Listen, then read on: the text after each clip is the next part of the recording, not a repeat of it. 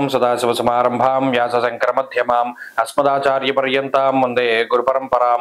జ్యోతిషశాస్త్రాన్ని భావితరాల వారికి ప్రసాదించిన ఋషుల యొక్క పాదపద్మాలకి నమస్కారం చేసుకుంటూ, అలాగే నాకు ఈ జ్యోతిష విద్యను నేర్పిన గురువర్యులు జ్యోతిష బ్రహ్మ కీర్తిశేషులు శ్రీ ఏరంకి సూర్యనారాయణమూర్తి గారు, సూర్యశ్రీ దైవజ్ఞ గారి యొక్క పాదపద్మాలకి నమస్కారం చేసుకుంటూ, ఓం శ్రీ మహాగణాధిపతి నమః, శ్రీ గురుభ్యో నమః, హరి ఓం. వీక్షకులందరికీ నమస్కారం. ధనురాశి వారికి సాధారణమైనటువంటి ఫలితాలు గోచరిస్తూ ఉన్నాయి. గురుబలం ఉన్నది.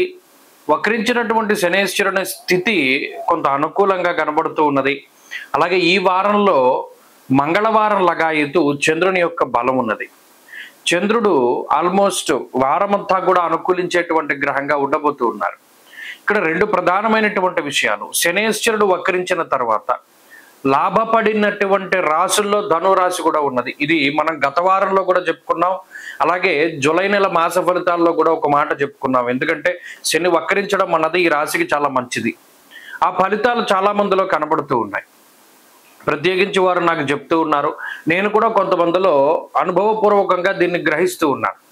ఇప్పుడు ఈ వారంలో ఉండేటువంటి గ్రహస్థితిలో అష్టమ రవి యొక్క స్థితి, అష్టమ బుధుని యొక్క స్థితి, భృగు షట్కమ యొక్క స్థితి, అలాగే అర్ధాష్టమ స్థానమందు వక్రించినటువంటి శనేశ్వరుని యొక్క స్థితి, గోచారవశాత్తు ఇంకా ఇబ్బంది పెట్టేటువంటి గ్రహాలు ఉన్నప్పటికీ కూడా దీర్ఘ సంచార గ్రహాల యొక్క ఆనుకూల్యత వల్ల మరియు స్వల్ప వ్యవధిలోనే ఫలితాన్ని ఇచ్చేటువంటి చంద్రుడు, ఇది చంద్రుడు ఎంత ఫాస్ట్గా ఒక ఫలితాన్ని ఇస్తాడు. ఉదాహరణకి అప్పటి వరకు వేడిగా ఉంది వాతావరణం, ఒక చల్లటి గాలి రాగానే మనసు మారిపోతూ ఉంటుంది. ఒక మనసుకి అంత తొందరగా మారేటువంటి స్థితి ఉంటుంది. అలాగే చంద్రుడు కూడా అతి శీఘ్రంగా అంతే తొందరగా ఒక మనిషికి మంచి చేయగలరు, చెడు చేయగలరు. అందుకనే జాతకంలో కూడా లగ్నాత్వ చంద్ర లగ్నాత్వ ఫలితాలను చూస్తారు. ఇప్పుడు ఈ వారంలో ధనురాశి వారికి చంద్రుడు మానసిక ఉపశమనాన్ని, ఆరోగ్యాన్ని, మానసిక ఉత్సాహాన్ని ప్రసాదిస్తూ ఉన్నారు.